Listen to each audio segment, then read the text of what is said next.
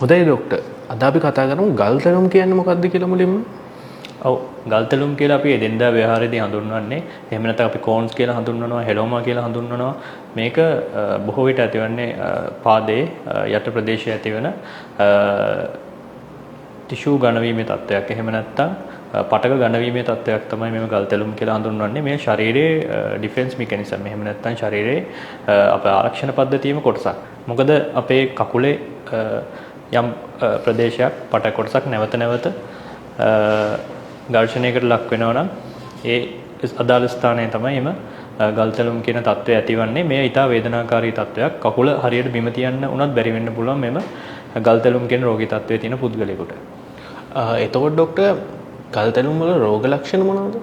ඔව් ගල් තැලුම් වල රෝග ලක්ෂණ විදියට අධික වේදනාවක් දැක ගන්න පුළුවන්. පාදයේ යම් කොටසක තියෙන ඒ ඝන වීමේ තත්ත්වය නිසා පාදයේ තියදී දැඩි වේදනාවක් දැනෙන්න පුළුවන්.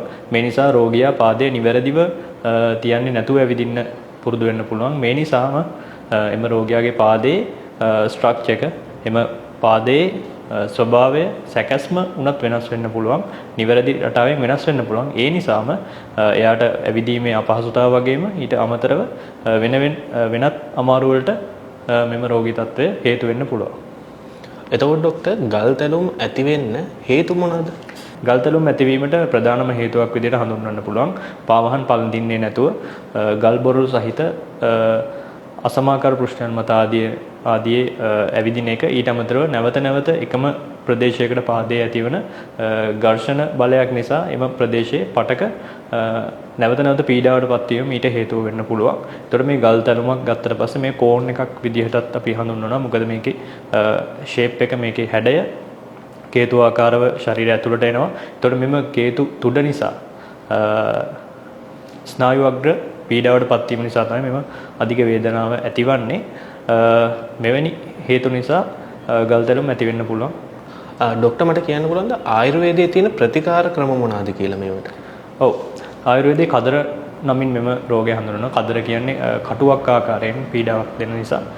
එතකොට මේ සඳහා ප්‍රධාන වශයෙන්ම ආයුර්වේද ශල්‍ය තන්ත්‍රයේ මයිනර් සර්ජරිස් යටතේ මෙම කදර වලට ප්‍රතිකාර වශයෙන් අංක 1 විදියට අග්නි කර්ම තමයි හඳුන්වලා දීලා තියෙන්නේ. එනම් අපි අග්නි ශලාකාවක් මගින් පිළිස්සීමෙන් මෙම කදර තත්ත්වය නැති කරගන්න පුළුවන්. මීට අමතරව ඡේදනය මගින් කදර කොටස කපා ඉවත් කිරීම මගින් ඉවත් කරන්න පුළුවන්. ඊට අමතරව ශාර වර්ග වැනි දේවල් වලින් මෙම කදරය ඉවත් වීම සඳහා ප්‍රතිකාර කරන්න පුළුවන්. එතකොට ડોක්ටර් මේක සුව කරන්න කොච්චර කාලයක් වගේ යනවද? ඔව් මෙය සුව කර ගැනීමට අග්නි කර්ම භාවිතා කරනවා නම් එක් අවස්ථාවකින්ම මෙම තත්ත්වය සුව කරගන්න පුළුවන්. නිවැරදිව අග්නි කර්ම භාවිතා කළොත් එතකොට මෙහි ඇති වාසියක් විදිහට නැවත ඇති නොවීම දක්වාම පිළිස්සීම සිදු කරන්න පුළුවන්. මීට අමතරව වෙනත් ප්‍රතිකාර ක්‍රම භාවිතා කරනවා නම් ඒ කියන්නේ ශාර සහ ඡේදන ක්‍රම, ඒ කියන්නේ කැපීම මගින් ඉවත් කිරීම අපි සිදු කරනවා නම් කිහිප වාරයක් ප්‍රතිකාර ගැනීම සිදු කළ යුතුයි.